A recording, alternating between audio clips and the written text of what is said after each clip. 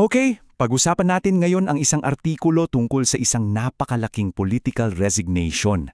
At ang kwento, umiikot sa isang konsepto na parang nakalimutan na natin, ang delikadesa. So, saan ba nagsimula ang lahat ng ito? Dito sa biglaang resignation, ito yung mga binitiwang salita ni Speaker Martin Romualdez at grabe, yumanig talaga ang buong kamara dyan. Siyempre, ang malaking tanong, di ba? Bakit naman biglang atras ang isa sa pinakamakapangyarihang tao sa politika? Ang sinasabi ng artikulong tinitingnan natin, ang sagot daw, hindi dahil sa guilty siya, kundi dahil sa isang konsepto na, aminin na natin, bihira na nating marinig sa politika ngayon. So para maintindihan natin yung bakit, kailangan nating unawahin muna itong napaka-importanteng konsepto, ang tinatawag na delikadesa. Okay, ano ba itong delikadesa? Ayon sa artikulo, dito raw talaga umiikot ang buong kwento.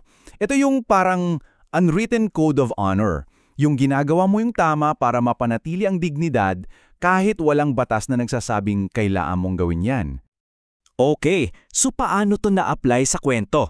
Tingnan natin kung paano ipininta ng artikulo ang imahen ng gentleman from Leyte.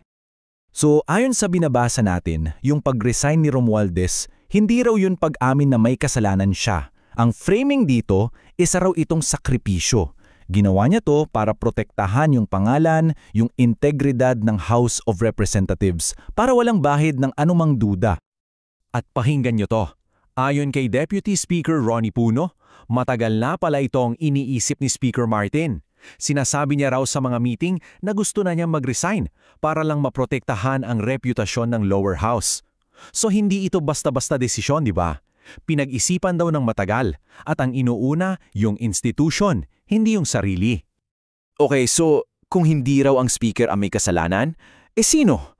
Dito na ngayon itinuturo ng artikulo yung pinagmulan daw ng gulo sa budget at ang tinutukoy nila isang maliit pero very powerful na grupo.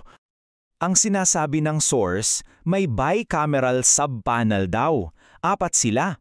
Pero ang alegasyon, 2 lang daw palagi ang naiiwang may hawak ng panulat. Bakit? Kasi si Speaker Romualdez daw madalas wala.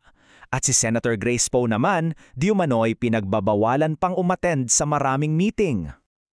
At dito na nga nag-shift ang focus ng artikulo. Mula kay Romualdez, papunta naman sa isa sa mga naiwan sa meeting, ang akusador daw, na ngayon ay nasa ilalim ng pagsusuri. So habang si Romualdez ay nag-step aside, ano naman ang ginawa ni Escudero ayon sa source? Ibang-iba. Siya naman lumabas sa publiko at nag-warning sa bansa. Don't be fooled, sabi niya. May eskandalo raw. Tapos, boom, lumabas itong numero, 142.7 billion pesos. Ito yung halaga na ayon sa artikulo, isiningit daw ni Escudero sa 2025 budget. Biglang nag-ibang hip ng hangin, di ba? Yung kontrobersya parang bumalik sa kanya. At para hindi lang basta numero, nagbigay ng mga specific examples ang source. Tingnan niyo to.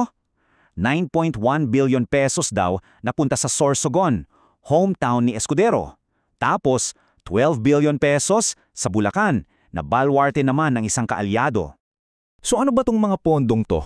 Ang crucial point na sinasabi ng artikulo, hindi raw ito mga tunay na proyekto, ang tawag nila ghost projects, layered budgets. In short, classic pork barrel daw pero ibang pangalan lang. So, dito na tayo dinadala ng artikulo sa pinaka-core yung argumento nila. Ang malaking tanong, ang 142 billion peso question. Ayon sa source, ganito kasimple ang pagkakaiba nila. Si Martin Romualdez pinili raw ang sakripisyo para sa institusyon, nagpakita ng delikadesa. Si Chis Escudero naman, habang hayagang nag-aakusa sa iba, siya rin daw yung pinakamalaking nakinabang. Yan ang comparison na ipinipresenta sa atin. At para mas bigyang diin yung side ni Romualdez, ito yung sinabi ni Deputy Speaker Kong Hoon. Pinili niyang magsakripisyo para sa institusyon at sa bansa. Dito, ipinapakita na yung desisyon niya nakikita bilang isang noble act, isang selfless na hakbang. Pero you know what? Hindi naman sinasagot ng artikulo ang lahat. Sa totoo lang, nag-iiwan pa nga ito ng mga nakabiting tanong, mga tanong na para tayong mga mambabasa ang mag-isip. At ito na yung final, powerful na tanong na iniiwan sa atin ng source. Sino ba talaga ang humati-hati sa budget ng bayan? Isang tanong na talagang nakakapag-isip, 'di ba? Pero syempre tandaan natin, ito yung narrative mula sa isang source. Ang buong katotohanan, malamang mas marami pang anggulo.